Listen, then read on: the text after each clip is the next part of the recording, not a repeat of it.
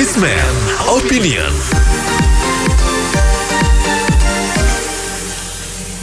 Mitra bisnis, rupanya pemerintah belum menemukan bentuk larangan yang pas untuk mudik. Setelah sebelumnya diperbolehkan, mudik lokal atau yang disebut aglomerasi sekarang dilarang. Jadi warga di daerah seperti Jakarta akan dilarang melakukan perjalanan ke Bogor, Tangerang, Depok maupun Bekasi kecuali untuk urusan dinas atau hal yang diperbolehkan lainnya.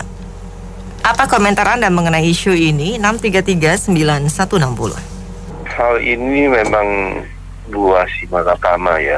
Jadi nggak gampang untuk itu. Dari sini kita bisa lihat pemerintah sangat berhati-hati bahwa ini kejadian budaya yang sangat besar ya, kita akui Idul Fitri ya, masa nggak boleh. Tapi ya di balik itu ada bahaya yang sangat luar biasa. Kita jangan sampai kejadian kayak India, ngeri kita ngelihatnya, sampai antri mau dibakar aja, ngeri lah. Jadi jangan sampai itu terjadi di tragedi kemanusiaan itu. Samping juga duitnya, anggaran negara itu bisa habis buat itu aja. Apa negara bisa mundur 10 tahun, 20 tahun. Manusianya banyak yang meninggal, ekonomi hancur, banyak hal. Efeknya sangat besar. Jadi kita lihat dari sini, kebijakan pemerintah sangat hati-hati. Intinya sih nggak boleh kontak ya, nggak boleh saling kontak, apalagi yang ramai-ramai, karena efeknya sangat besar. Ini kita sebagai rakyat perlu memaklumi. Luan kacau, kayak gitu aja, ya nggak?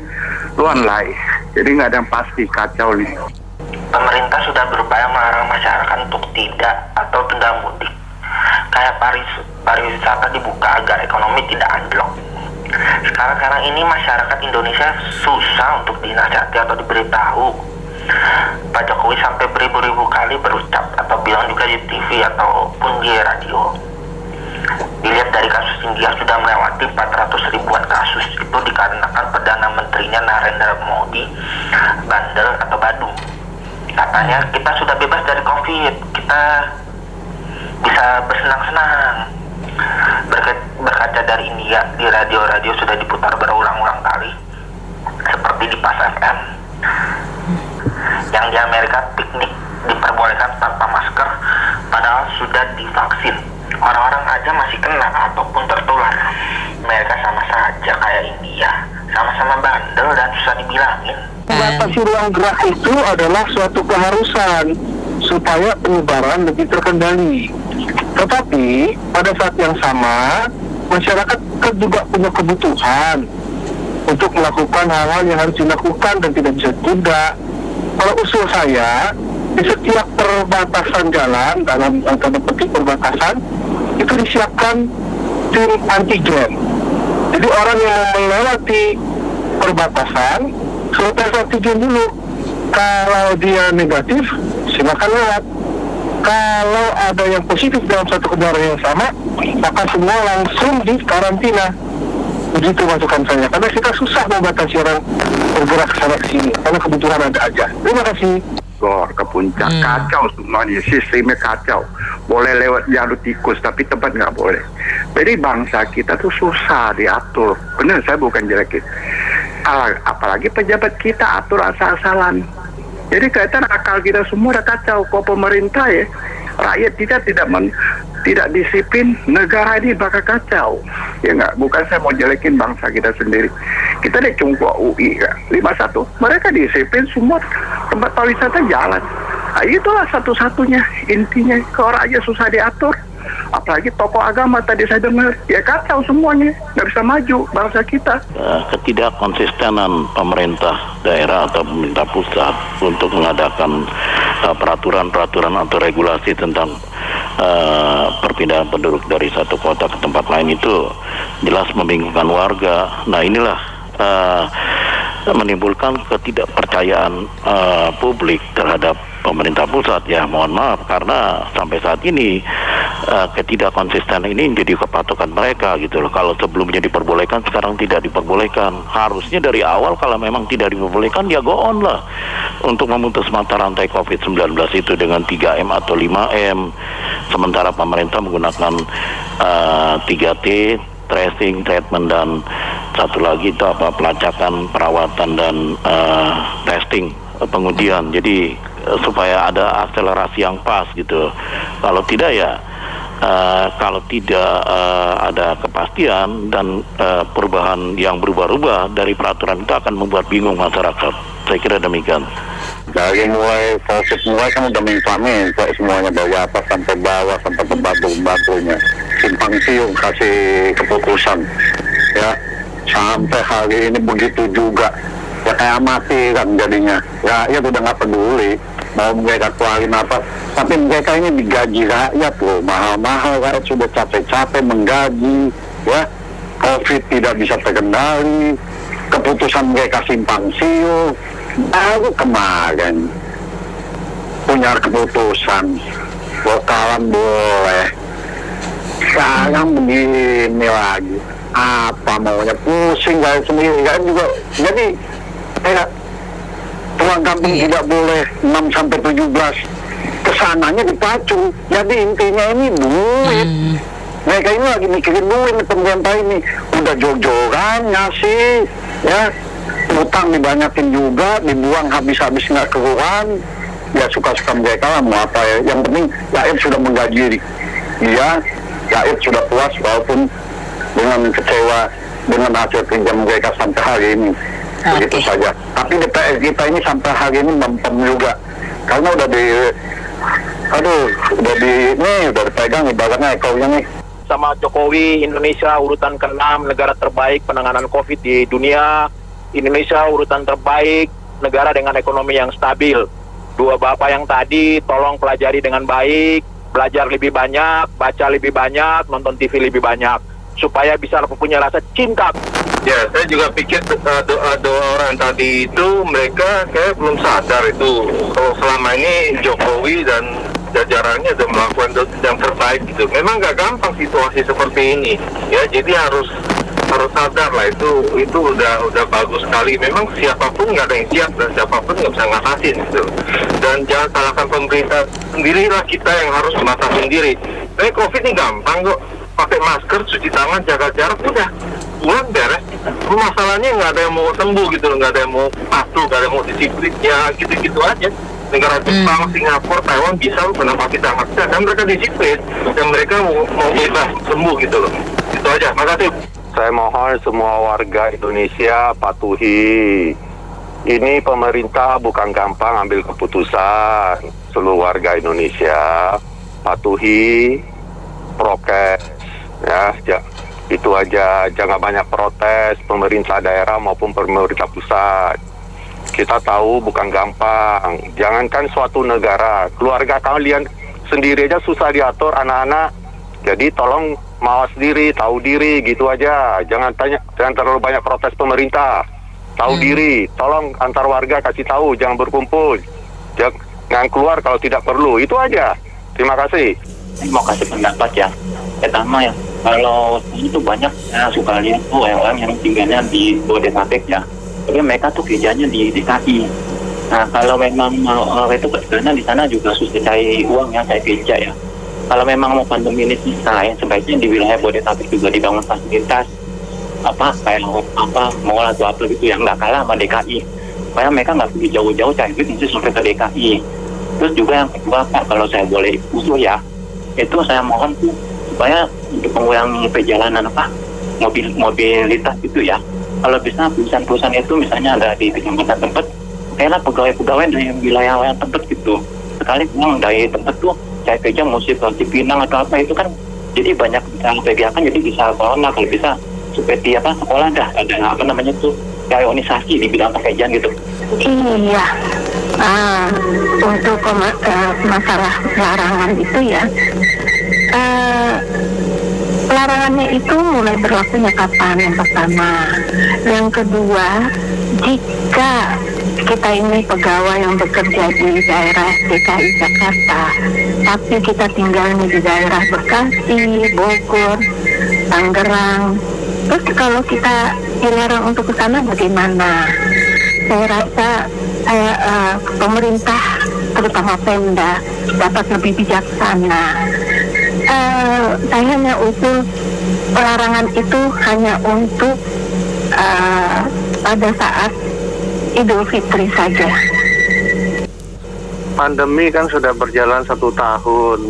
Itu seharusnya nggak mungkin ada bikin aturan tuh per minggu berubah-berubah. Kecuali SDM-nya jelek sekali.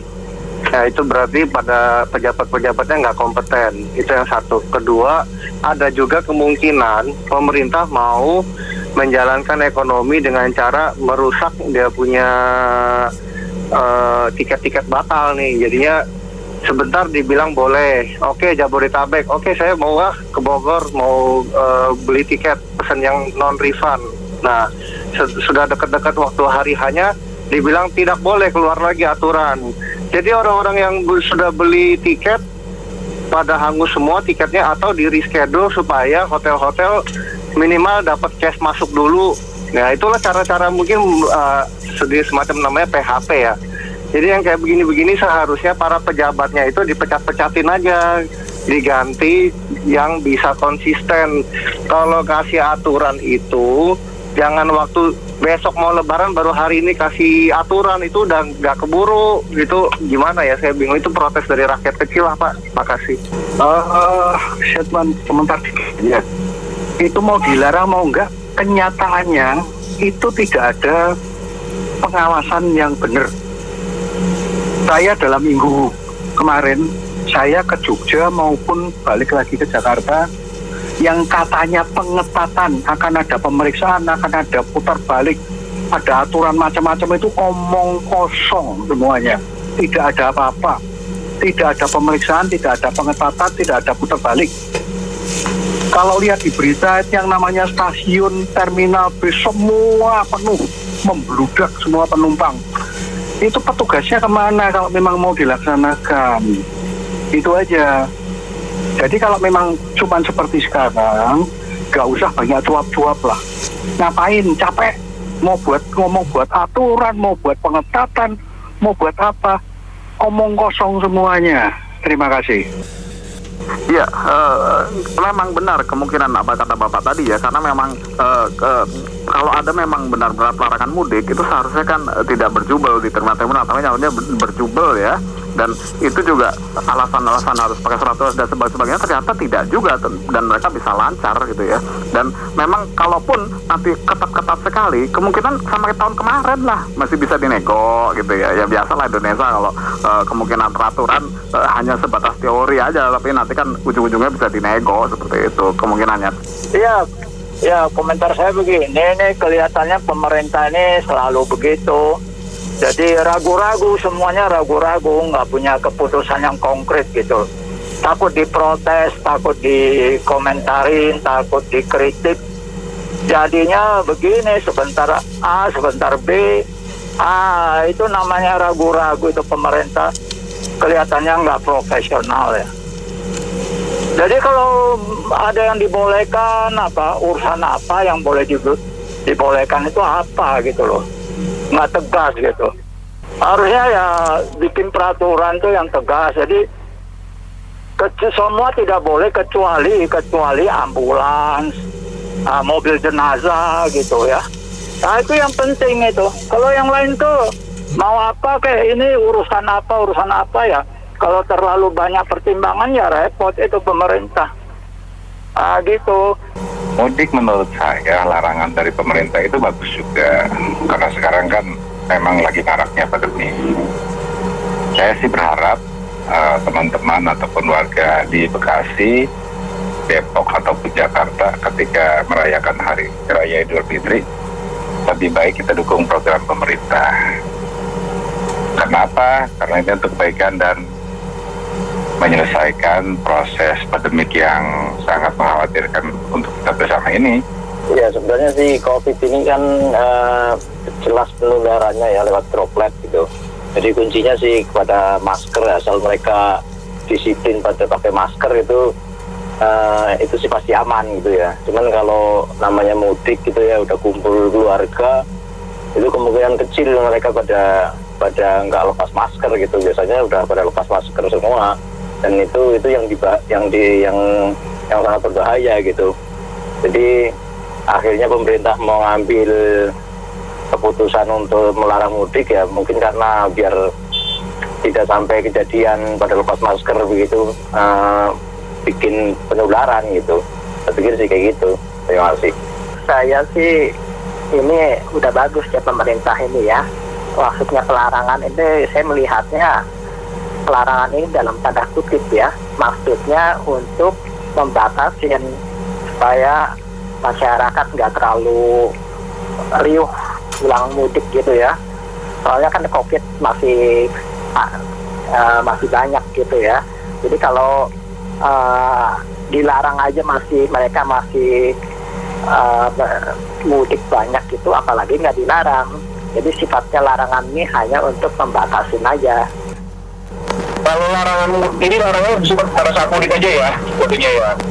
Kalau saya bilang sih kalau larangan untuk sifat mudik ya wajar-wajar aja sih, ya maksudnya seperti bapak pembicaraan sebelumnya bilang COVID ini kan kita nggak tahu nih sampai kapan, itu satu. Kedua yang kita takutkan orang mudik baik saat berangkat maupun kembali itu bisa bawa virus tinggi, kita nggak tahu kan apakah di bawah tentuan itu juga lebih tinggi atau dia balik dari sana ke dari sini, kita juga nggak tahu. Nah itu sebenarnya harus dicegah. Caranya bagaimana? Menurut saya tadi pembatasannya benar-benar ditutup jalur masuknya gitu loh. Selama memang masa lebaran yang tadi bilang tidak boleh mudik. Nah karena gitu loh, balik lagi ini kan orang kita ini jatuhnya lebih kepada bisa dibilang ya ini udah kebiasaan, udah istiadat, tapi nggak pada petiknya tuh ini juga masa pandemi. Nah ini juga nggak dipikir gitu loh, so thinking banget gitu loh, ya kan. Padahal kalau dibilang ini bukan masalah ada istilah, tapi itu untuk masalah depannya gitu loh. Itu saya bilang karena orang kita tuh aneh gitu loh, ya. Jadi kalau sudah tegakkan peraturannya, batasin tutup jalannya, ya kan, terbitkan denda gitu loh. Pasang itu jalur-jalur panjang kayak Bekasi ke Jakarta perbatasan, pasang kok isinya, cegah tutup gitu loh. Terima kasih. Terima kasih banyak karena mitra bisnis yang sudah beropini. Untuk Businessman Opinion, saya Nina Amelia.